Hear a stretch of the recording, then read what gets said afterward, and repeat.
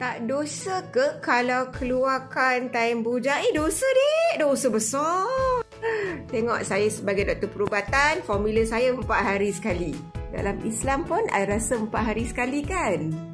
Perubatan dan Islam sama. Disuruh keluarkan 4 hari sekali. So, takkan nak suruh saya carikan jodoh untuk awak dek. Suruhlah mak bapak pergi cek jodoh. Okey, semua dah baca soalan ni? Okey, jom kita mula. Okey, kalau korang nampak, ini adalah rektum. Tempat yang mana najis buang air besar terkumpul. Ini adalah lubang darah haid keluar. Dan ini lubang kencing. Lubang punggung ni, nampak tak dua benda ni? Benda ni namanya sphincter. Okey, Dr. Asha nak korang sekarang kemot sphincter korang. Korang boleh tahan kan? Supaya kentut tu tak terkeluar. Tapi, bila kita tengok lubang ni pula, dia tak ada sphincter kat bawah. So, kita tak boleh kemot. So, apabila kita berjalan, bila kita berlari, bila kita membajak dalam apa-apa posisi pun, ataupun lepas kita bersalin, udara boleh masuk. So, bila udara tu masuk sini, dia tak boleh naik atas tau. Dia kena keluar balik. Itulah dia kentut. Banyak wanita, dia tak suka rasa benda masuk dekat miswi. So, itu adalah kisah pasien hari ini.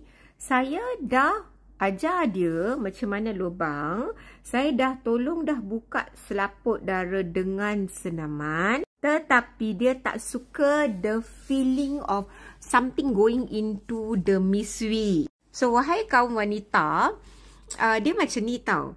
Kita tak pernah berzina sebelum ni. Kalau kita pernah berzina, maka kita tahu apa perasaan benda masuk dalam miswi. Masalahnya sekarang kita tak pernah berzina. Jadi kita tak tahu the feeling of how something masuk dalam miswi. So, sekarang kita dah tahu, oh rasa dia macam ni. Aku tak suka lah. Kalau aku dah tahu macam ni lah benda ni, aku tak kahwin. Ayo, macam mana tu?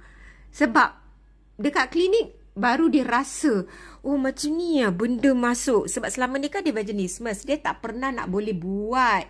Betul tak kakak? Kita bukan boleh berzina kakak. So, dia tak of course lah, semua orang tak pernah berzina kan. Kalau you berzina tak tahulah. Okay.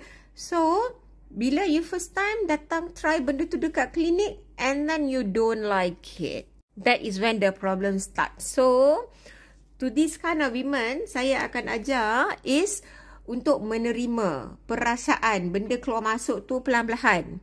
Sebab kalau tak, this will become your secret. Every time your husband ajak, you say no. Sakit kepala, sakit belakang, sakit itulah. Ada yang kelentong cakap period. Sebenarnya dia tak ada apa-apa problem. Tapi dia tak suka the feeling of benda keluar masuk. Fikir-fikirkan.